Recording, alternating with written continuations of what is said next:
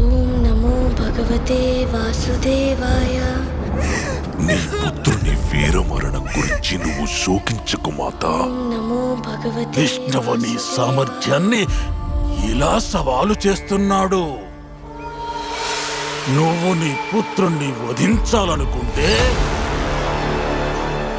భగవతే వాసుదేవాయ. వాడు తన భక్తుణ్ణి కాపాడాలనుకుంటున్నాడు. నమో భగవతే వాసుదేవాయ.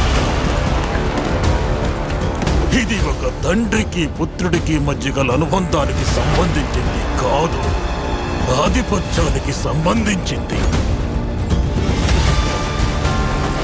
ప్రహ్లాదుడు కేవలం ఇద్దరు మహాయోధుల మధ్య చిక్కిన కీలు బొమ్మ మాత్రమే, ఇంకేమీ కాదు.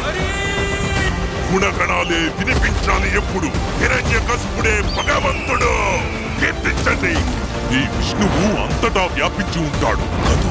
నమో భగవతే వాసుదేవాయ. అలా అయితే అతడు ఈ స్తంభంలో కూడా ఉండాలిగా. అందులోనూ ఉన్నారు.